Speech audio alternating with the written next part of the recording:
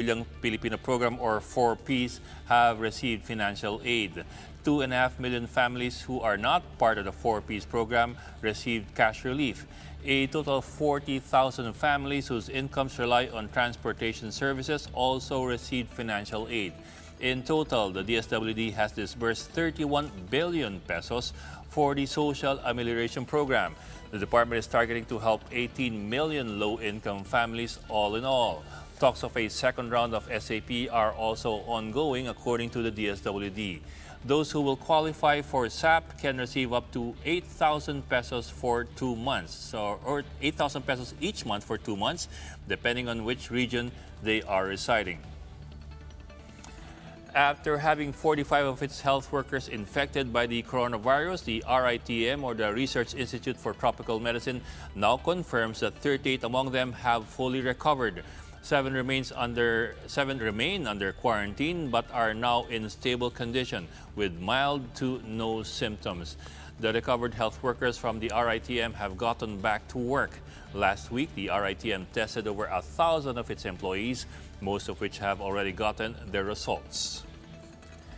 The Bureau of Immigration is being urged to see whether there is a need to have a Spanish national in Makati deported following an altercation with police.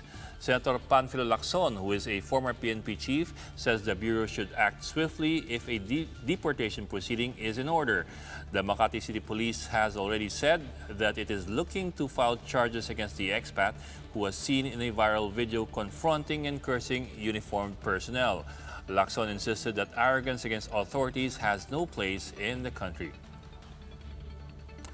4 major real estate developer groups are urging the government to allow the resumption of construction work for housing projects amid the enhanced community quarantine.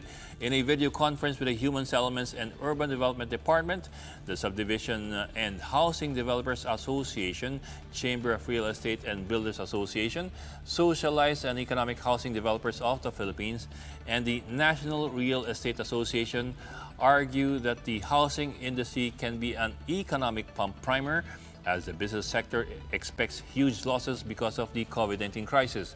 They estimate that around 4 million workers in the housing industry are affected by the suspension of construction projects because of the ECQ.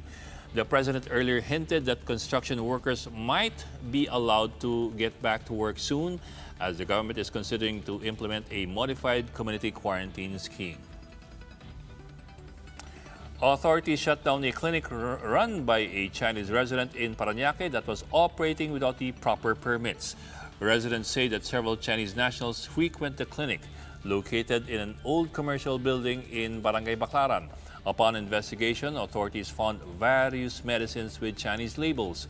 These include medications for severe infections like STD, or sexually transmitted diseases, and UTI, or urinary tract infections.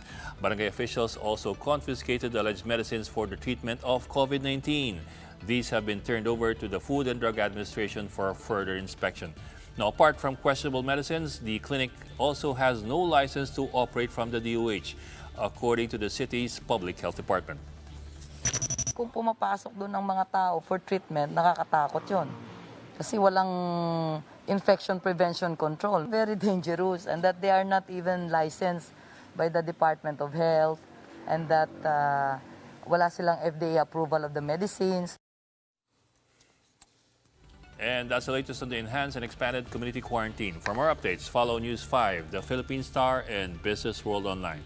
I'm Ed Lingao. We are One News.